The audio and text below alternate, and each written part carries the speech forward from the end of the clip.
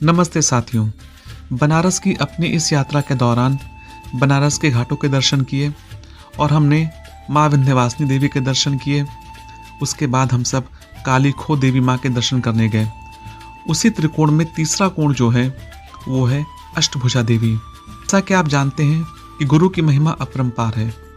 जिस गुरु की आज्ञा से विंध्याचल पर्वत नतमस्तक हुए, उसी गुरु की असीम कृपा से आज विंध्य क्षेत्र का ईशान्य कोण भक्तों के लिए कल्याणकारी बना हुआ है, जहां महालक्ष्मी माता विंध्यवासिनी, महाकाली काली खोह और महासरस्वती अष्टभुजा देवी के रूप में दर्शन देकर भक्तों की कामना को पूर्ण कर रही हैं। तीन कोण पर एक दूसरे की ओर देख रही देवियों का त्रिकोण करने से भक्तों को वह सब मिल जाता है जिसकी वो कामना करके यहाँ आते हैं। धर्म नगरी काशी एवं तीर्थराज प्रयाग के मध्य मिर्जापुर में पूर्व वाहिनी पतित पावनी गंगा नदी के तट पर माता विंध्यवासिनी का मंदिर है। यहाँ से काली खो मंदिर की दूरी 3.25 किलोमीटर है।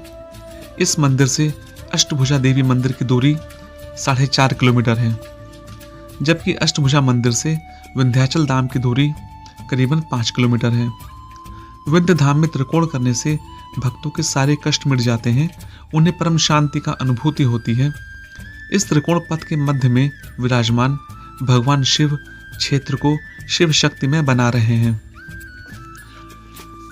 आदि शक्ति माता विंध्यवासिनी अपने भक्तों को लक्ष्मी के रूप में दर्शन देती हैं, तो वहीं विंध्य क्षेत्र में अलग अलग कोणों पर रक्तासुर का वध करने के बाद माता काली व कंस के हाथ से छूटकर महामाया अष्टभुजा माता सरस्वती के रूप में त्रिकोण पथ पर विराजमान है। धाम में पूर्व वाहिनी पतित पावनी गंगा नदी के तट पर विंध्य पर्वत के ईशान्य कोण में विराजमान आदि शक्ति माता विंध्यवासिनी का दर्शन व त्रिकोण करने से भक्तों के सारे कष्ट मिट जाते हैं। माता के दरबार में हाजिरी लगाने के लिए भक्त माला, फूल, नारियल, चुनरी के साथ ही प्रसाद अर्पण कर मत्था टेकते हैं। आप जब भी विंध्याचल देवी के दर्शन करने आए तो आपको काली खो और अष्टभुजा देवी के दर्शन करने के बाद ही संपूर्ण फल की प्राप्ति होगी। इसलिए ज़्यादा आपको कुछ नहीं करना है। आप एक ऑटो बुक कीजिए, वो आपको तीनों देवियों के दर्शन अच्छे से करा देंगे और इसमें आपका ज़्यादा खर्चा भी नहीं आएगा। विंध्य पर्वत पर माँ अष्टभुजा का मंदिर विराजमान है। 8 भुजाओं से रक्षा करने वाली माँ अष्टभुजा को ज्ञान की देवी कहा जाता है। इनके दर्शन मात्र से व्यक्ति की सारी मनोकामनाएं पूर्ण होती हैं। नवरात्रि के 8वें दिन विंध्याचल धाम में श्रद्धालुओं ने माँ के 8वें स्वरूप महागौरी का दर्शन पूजन किया। अष्टभुजा देवी का मंदिर विंध्याचल माँ विंध्यवासिनी के मंदिर से लगभग 3 किलोमीटर दूरी पर स्थित है। विंध्य पर्वत के 300 फीट की ऊंचाई पर स्थित माँ अष्टभुजा मंदिर जाने के लिए 160 पत्थर की सीढ़ियाँ बनी हुई हैं। यदि आप चढ़ सकते हैं तो आप सीढ़ियों से जाएं, आपको असीम आनंद मिलेगा। लेकिन आप चढ़ने में अगर असमर्थ हैं तो सरकार ने इसका भी ख्याल रखा है और यहाँ पर रोपवे की व्यवस्था भी की गई है।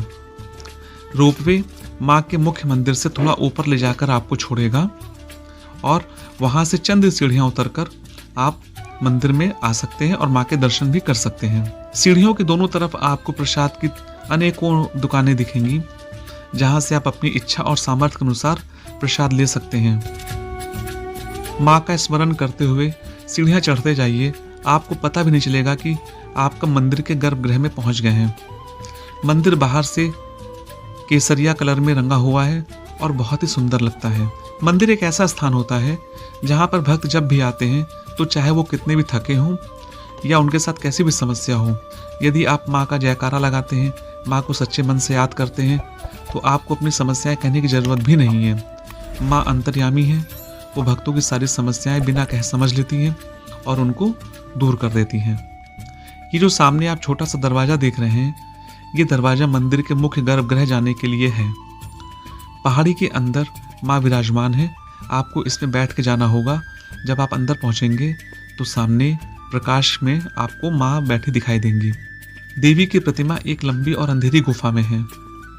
गुफा के अंदर दीप जलता रहता है, जिसके प्रकाश में श्रद्धालु देवी माँ का दर्शन करते हैं।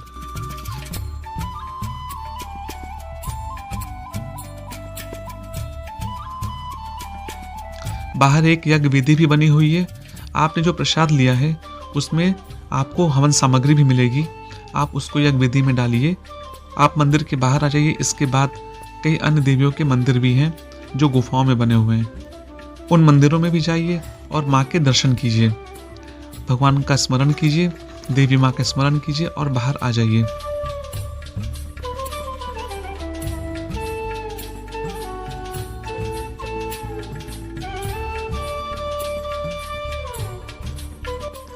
प्रकृति की गोद में बसा हुआ मंदिर बहुत ही दिव्य और रमणीक है। यह स्थान अपने शांत और सुंदर दृश्यों के कारण भक्तों के बीच में काफी प्रसिद्ध है। जब आप मंदिर के बाहर आएंगे तो आपका मन वहां से जाने का करेगा नहीं। आपका मन करेगा कुछ देर यहाँ पर बैठे और आसपास प्राकृतिक दृश्यों को देखें, निहारें। बताया जाता है द्वापर युग से जुड़ी हुई यह अष्टभुजा माँ भगवान कृष्ण की बहन है। पापी कंस ने अपनी मृत्यु के डर से अपनी बहन देवकी को पति के सहित कारागार में कैद कर लिया था। अपने विनाश के भय से वह देवकी की जनित सभी संतानों को एक एक करके वध करता चला गया। इसी बीच देवकी के कोख से ज्ञान की देवी अष्टभुजा अवतरित होती हैं, जो कंस के हाथों छूटकर विंध्याचल पहाड़ी पर विराजमान होती हैं। और तब से माँ अष्टभुजा अपने भक्तों को अभय प्रदान कर रही हैं। विंध्य पर्वत पर त्रिकोण मार्ग पर स्थित ज्ञान की देवी माँ सरस्वती के रूप में माँ अष्टभुजा के दर्शन के लिए नवरात्र में देश के कोने कोने से श्रद्धालु आते हैं। विंध्याचल में नवरात्रि के 8वें दिन माँ विंध्यवासिनी के महागौरी स्वरूप का दर्शन पूजन होता है। असुरों के भय से नर और नारायण को मुक्ति दिलाने वाली माँ के विभिन्न रूपों में से एक रूप माता अष्टभुजा का भी है। माँ के अवतार लेने के बारे में मार्कंडेय पुराण में भी वर्णन मिलता है। इनके दर्शन करने से सारी मनोकामनाएं पूर्ण होती हैं।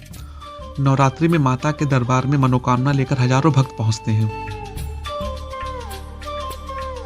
जैसा कि पिछली वीडियो में हमने आपको बताया कि जब आप अष्टभुजा देवी के दर्शन करने आएंगे तो आप इस त्रिकोण यात्रा को जरूर पूरा कीजिएगा, जिसके अंतर्गत आपको 3 मंदिरों में जाना है। पहला मंदिर है विंध्यवासिनी देवी का, दूसरा है महाकाली का और तीसरा है महासरस्वती का। इसके लिए आप एक ऑटो बुक कर लें।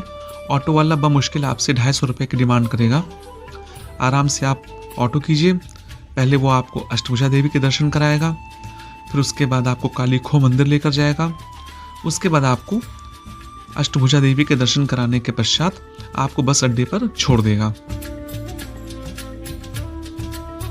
यदि आप बस से आए हैं तो एक बार जरूर ध्यान रखिएगा कि विंध्याचल से बनारस की आखिरी बस शाम को 5 बजे है। अगर वो बस आपसे छूट जाती है तो आपको उसी ऑटो से मिर्जापुर तक आना पड़ेगा। तत्पश्चात आपको बनारस की बस मिल पाएगी। अगर आप विंध्याचल से बस से जाना चाहते हैं तो आपको 5 बजे से पहले पहले बस अड्डे आना होगा। तो इसके लिए अगर आप बनारस से सुबह 8 बजे निकलते हैं तो आप 10 साढ़े 10 तक विंध्याचल देवी के दर्शन करने आ जाएंगे। और इसके बाद आप सभी मंदिरों को देखिए और बहुत आराम से आप 3 घंटे में फ्री हो जाएंगे। और उसके बाद आप बस पकड़कर वापस बनारस लौट सकते हैं। विंध्याचल कोई बहुत बड़ा स्थान नहीं है कि आपको यहाँ पर रात बितानी पड़े। आप एक दिन का प्लान कीजिए और पूरे दिन में आप विंध्याचल के समस्त छोटे बड़े दर्शनीय स्थलों को आसानी से घूम सकते हैं। तो साथियों, आशा करता हूँ कि दर्शन आपने अच्छे से किए होंगे। माता विंध्यवासिनी आप सब पर अपनी कृपा बनाए रखें। यदि साथियों आपको वीडियो पसंद आया हो तो चैनल को सब्सक्राइब, वीडियो को लाइक और शेयर ज़रूर कीजिएगा, क्योंकि आपके ऐसा करने से हमें काफ़ी प्रेरणा मिलती है और हम आपको तरह तरह के नए नए वीडियो और नई नई यात्राओं पर ले जाते हैं। तो साथियों, मिलते हैं अगली किसी वीडियो में। तब तक के लिए अपने साथी अनुपम अग्रवाल को इजाज़त दीजिए। नमस्कार। जय माता की।